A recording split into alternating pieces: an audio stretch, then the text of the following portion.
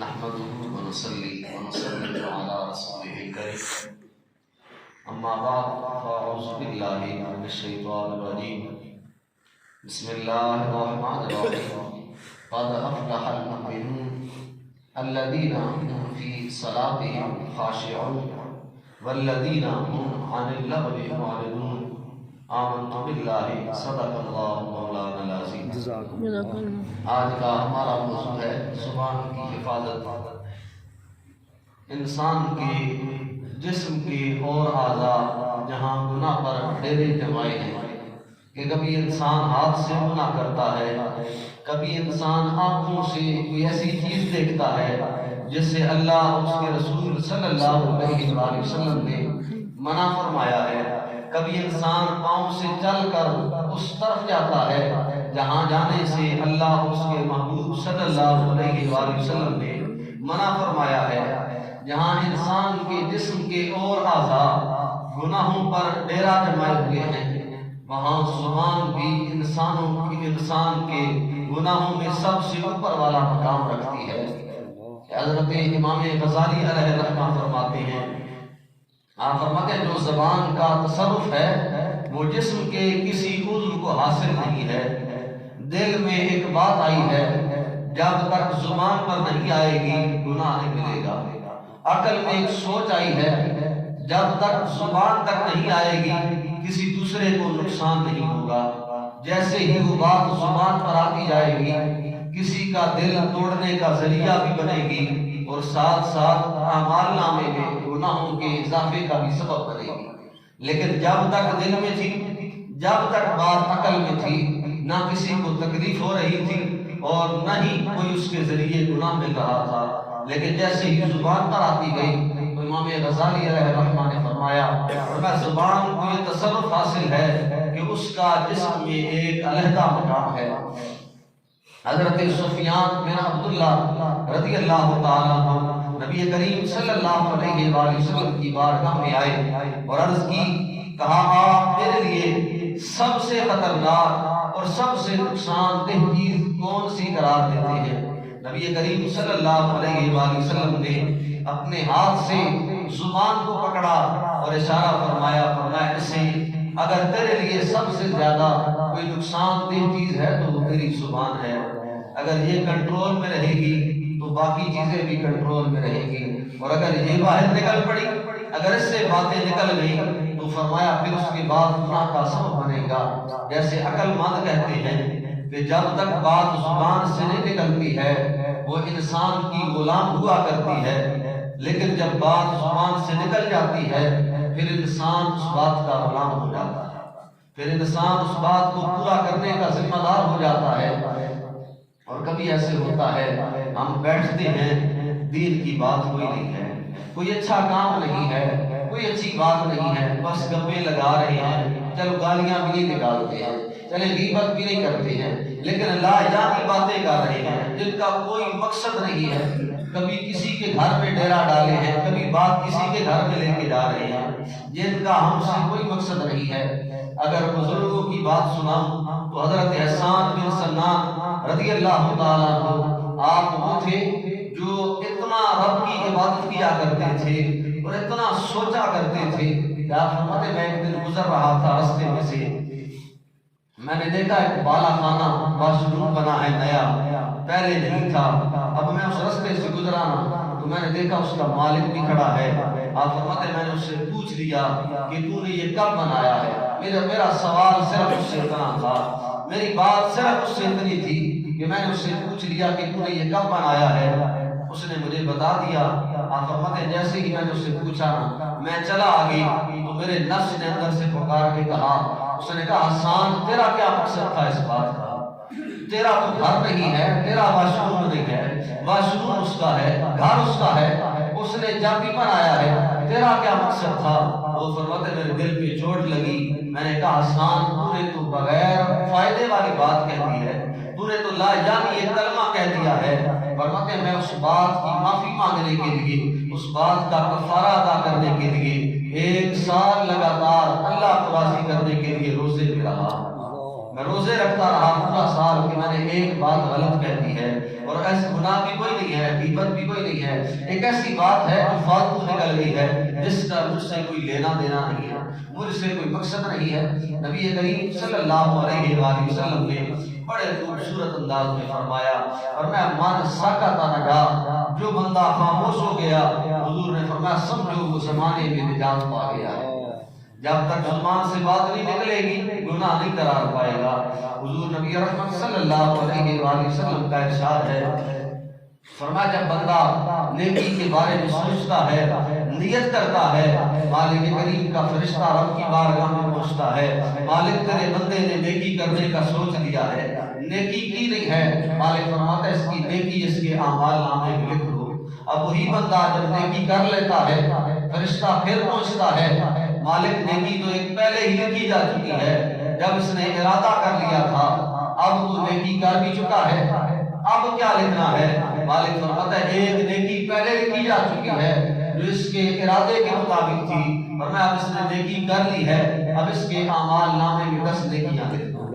رات کو بندہ سویا ہے، نیت کی ہے صبح فجر کی نماز پڑھوں گا، ابھی سویا ہے، فرشتے نے فجر کی نماز کا ثواب کھاتے میں لکھ دیا ہے، اور جیسے ہی فجر کی نماز پڑھنے آیا ہے فرشتے نے لکھ دیا ہے اس نے فجر کی 10 نمازیں پڑھ لی ہیں۔ اب وہی فرشتہ جب بندہ گناہ کے بارے میں سوچتا ہے، مالک کی بارگاہ میں پہنچتا ہے، مالک بندے نے گناہ کی نیت کر لی ہے، اب حکم کیا ہے؟ مالک فرماتا ہے لکھنا نہیں ہے، جب تک زبان سے باہر نہیں نکلے گا گناہ لکھنا نہیں ہے۔ اب جیسے ہی بندہ گناہ کر لیتا ہے، دل میں تھا گناہ نہیں ملا ہے، عقل میں بات تھی کہ یہ کروں گا غلط کام لیکن گناہ نہیں ملا ہے، جیسے ہی وہ کرتا گیا ہے فرشتہ مالک کی بارگاہ میں پہنچتا ہے، مالک فرماتا ہے گناہ ہو گیا ہے میرے بندے سے، اب اس کے کھاتے میں ایک گناہ لکھنا ہے۔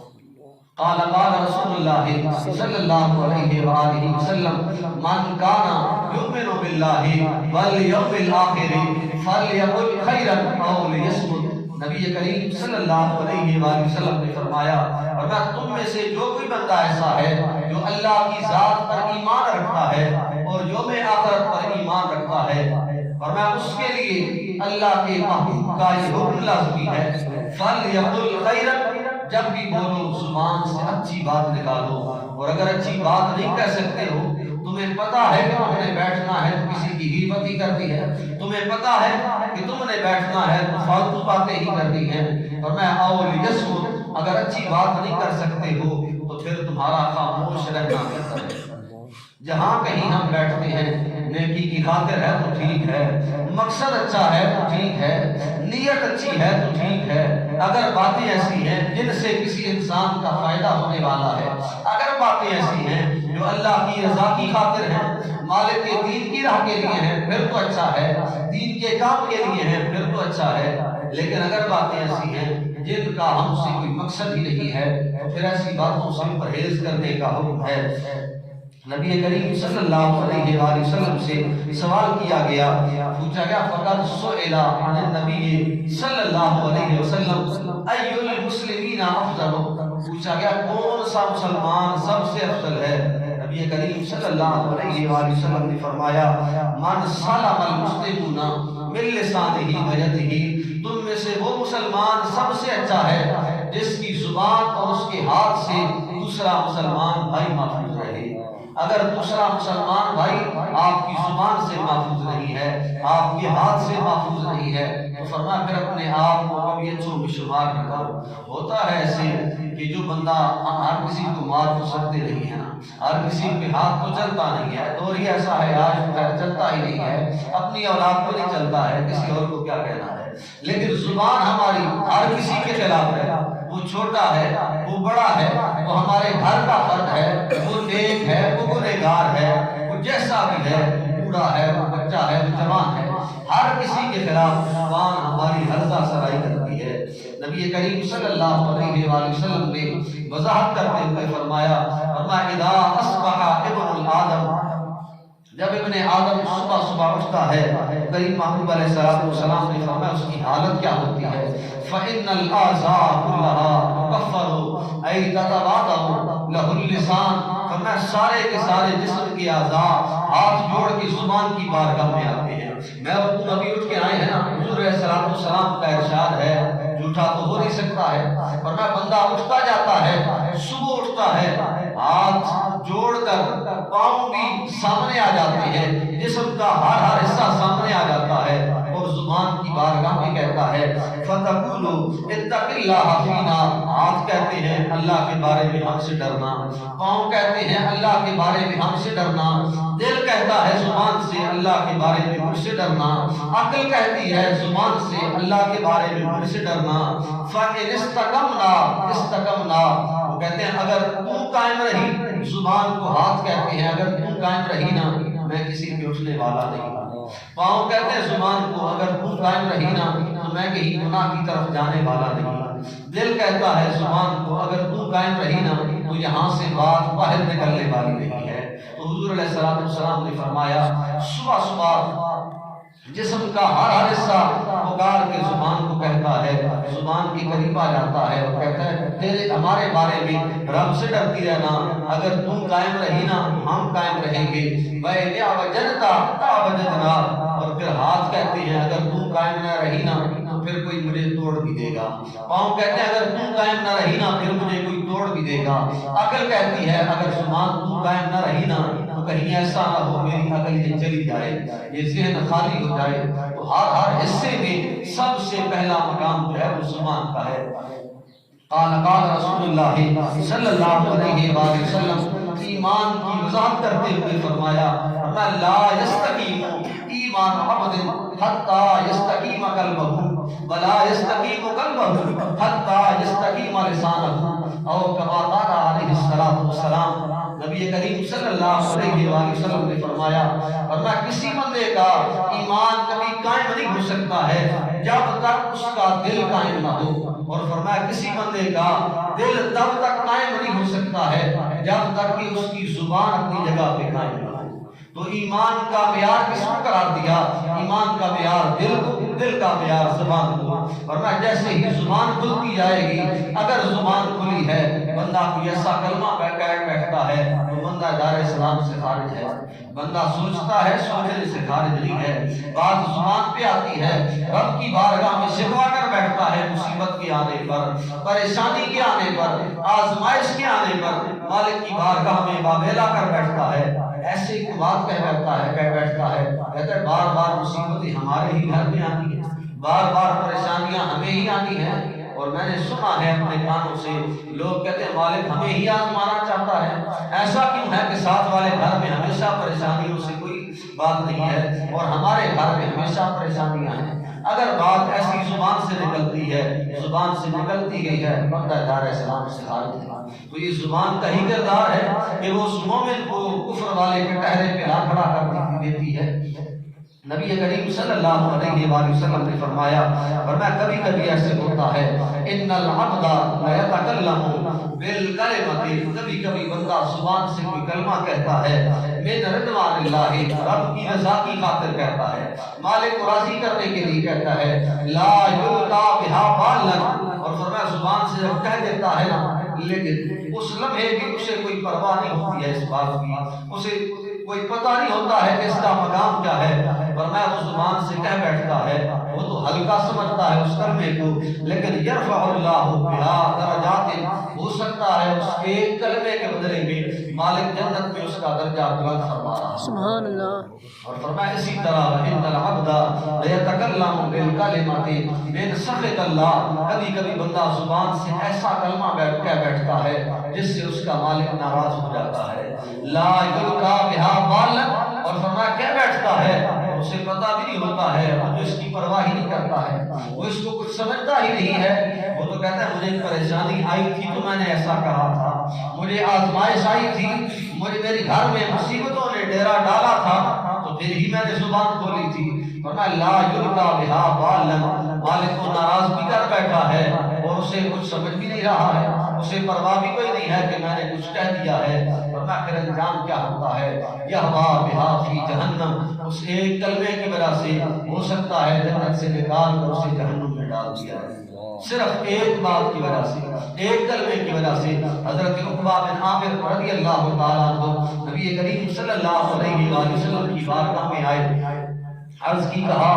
مجھے کچھ ایسا بتا دیں کہ میرے اخلاق سب سے اعلیٰ ہو جائیں، میں لوگوں میں سب سے اعلیٰ ہو جاؤں۔ حضور علیہ السلام نے فرمایا 3 کام کرو، اور یہ تینوں کام ہم نہیں کرتے۔ کیوں؟ ہماری میں مرضی ہے، ہماری گردن جھکتی ہے، ہم کہتے ہیں لوگ کہیں گے جھک گیا ہے۔ نبی کریم صلی اللہ علیہ وآلہ وسلم نے فرمایا اگر لوگوں میں سر بلند ہونا چاہتے ہو، اپنے اخلاق کو اچھا کرنا چاہتے ہو، تو یہ 3 کام اختیار کر لو۔ پہلا فرمایا جو کوئی تمہیں نہیں دیتا ہے تم اسے دیتے رہو۔ کبھی ایسے ہوتا ہے کہ تم ہمیشہ خیر ایسے ہوتا ہے کہ ہم اسے ہی تحفے دیا کرتے ہیں جو ہمیں دیتا ہے، ہم اسے ہی ادھار دیا کرتے ہیں جو کبھی ہمیں کام آیا کرتا ہے۔ ہمارے گھر میں کروڑ پڑا ہو، کوئی غریب آ جائے لینے کے لیے، ہمیں پتا ہو کہ جب مجھے مصیبت آئے گی یہ دینے کے قابل نہیں ہے، ہم اسے 10 روپے ادھارے نہیں دیتے ہیں۔ اور امیر آ جائے نا، ہمارے گھر میں پیسہ نہ بھی ہو، ہمیں کچھ بیچنا پڑ جائے، ہمیں پتا ہوتا ہے آج یہ ہمارے دروازے پہ آیا ہے، مجھے زندگی میں کبھی بھی ضرورت پڑے گی، یہ مجھے دینے والا بن جائے گا، تو ہم اپنی چیزیں بیچ کر بھی اس امیر کو دے دیا کرتے ہیں۔ غرض کیا ہے؟ غرض صرف یہ ہے کہ میں اس کے کام آؤں گا، یہ میرے کام آئے گا۔ بھئی آپ اس کے کام آئے ہیں، نیت آپ کی ہے وہ آپ کے کام آئے گا، نیکی کہاں پہ ہے؟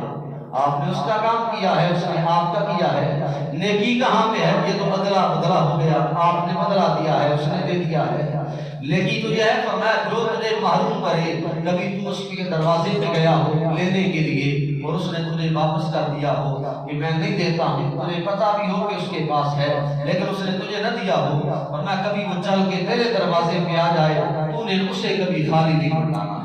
جو تجھے دے رہا ہے تو اسے دیتا ہے، اس میں کیا نیکی ہے؟ جو تجھے نہیں دیتا ہے فرمایا اسے دینے والا بن۔ دوسرا فرمایا جو تجھ سے رشتے توڑ رہا ہے تو اس سے رشتے جوڑنے والا بن جا۔ جو تجھ سے محبتیں قائم کرتا ہے تو اس سے محبتیں بڑھاتا جاتا ہے۔ آج یہ رویہ ہمارا بہت آگے بڑھ چکا ہے کہ ہم اپنے قریبی رشتہ داروں سے دور ہوتے جا رہے ہیں اور دوستوں سے قریب ہوتے جا رہے ہیں۔ دوست ہے ہمارا دوسرے شہر کا، کوئی خاندانی رشتہ نہیں ہے، کوئی کچھ بھی نہیں ہے، نہ اس کا پتا ہے ہمیں کہ وہ پیچھے سے کون ہے، نہ ہمارا پتا ہے کہ ہم کون ہیں۔ ہم ان کے گھر آ رہے ہیں، وہ ہمارے گھر آ رہے ہیں، گھر تک تعلقات بڑھ رہے ہیں۔ شریعت مطہرہ نے اسے منع نہیں فرمایا ہے، لیکن جو میں بات کرنا چاہتا ہوں، بھائی بھائی سے نہیں بولتا ہے، بھائی ایک دوسرے رشتہ دار سے نہیں بولتا ہے، بہن بھائی سے نہیں بات کر رہی ہے، اور ہم رشتے استوار کر رہے ہیں دوسرے شہر میں جا کر، دوسرے خاندان میں جا کر۔ ایسا کیوں ہے؟ سب سے پہلا حق جو ہے آپ کی محبتوں کا وہ آپ کے قریبی رشتہ داروں کا ہے۔ کیوں؟ کیونکہ وہ آپ کا احسان نہیں لیتے۔ چھوٹا بھائی ہونا، بڑا بھائی اس کو 1,00,000 روپیہ بھی خرچ کر دے تو وہ چھوٹا اسے کبھی احسان نہیں سمجھتا ہے، وہ کہتا ہے بھائی اس کا فرض تھا، باپ ہے، یہ میرے باپ کی جگہ پہ ہے، اس نے اگر مجھے پیسے دیے ہیں تو میں نے واپس تو نہیں کرنے ہیں، اس کا فرض تھا۔ لیکن وہی احسان اگر آپ کسی غیر پہ کرتے ہیں، کسی دوست پہ کرتے ہیں جس کا آپ کے ساتھ خونی رشتہ کوئی نہیں ہے، وہ مر جائے گا لیکن ہمیشہ آپ کے سامنے جھکا رہے گا، کبھی آپ کے مقابلے میں کھڑا نہیں ہوگا۔ تو یہی بات ہے کہ ہمارے رشتوں کو دور تو بڑھاتی رہتی ہے لیکن نزدیک والے رشتوں کو کمزور کرتی جا رہی ہے۔ فرمایا تم میں سے وہ بندہ اس کے اخلاق سب سے بہتر ہے کہ جو تم سے جوڑ رہا ہے تم اس سے اخلاق کو جوڑنے والے بن جاؤ۔ پھر تیسرا فرمایا جو تم پر ظلم کرے تم اسے معاف کر دو۔ کبھی ایسا ہو کہ کسی نے تم سے زیادتی کی ہو، اب ایسا ہو گیا ہے کہ اس نے تمہارے گناہ کو پھیلا دیا ہے، گناہ کو اس نے پکڑ لیا تھا، اس نے پورے علاقے میں ڈھنڈورا پیٹ دیا ہے کہ اس نے ایسے کیا ہے۔ مالک کریم کے محبوب نے فرمایا کبھی وہ بھی پکڑا جائے نا تم سے، تم نے بھی پکڑ لیا ہے اسے گناہ کرتے ہوئے، فرمایا پھر تم نے بدلہ نہیں لینا ہے، اس نے ظلم کیا تھا تم نے معاف کر دینا ہے۔ یہ بات بڑی مشکل ہے، زبان سے کرنی آسان ہے، کوئی بھی نہیں کر سکتا ہے۔ اپنی بات کروں تو بڑا دل میں پتھر رکھنا پڑتا ہے لیکن کرتا بندہ پھر بھی نہیں ہے۔ یہی 3 باتیں مدعا ہیں آج کا۔ نبی کریم صلی اللہ علیہ وآلہ وسلم نے فرمایا جو تجھ سے روک رکھے تو اسے عطا کرتا رہے، جو تجھ سے رشتے کو توڑنے والا ہو تو اس سے رشتوں کو جوڑتا رہے، جو تجھ پر ظلم کر دے حضور علیہ السلام نے فرمایا تو اس کو معاف کرنے والا بن جا۔ اللہ کریم کی بارگاہ میں دعا ہے مالک عمل کی توفیق عطا فرمائے۔ آخر دعوانا الحمدللہ۔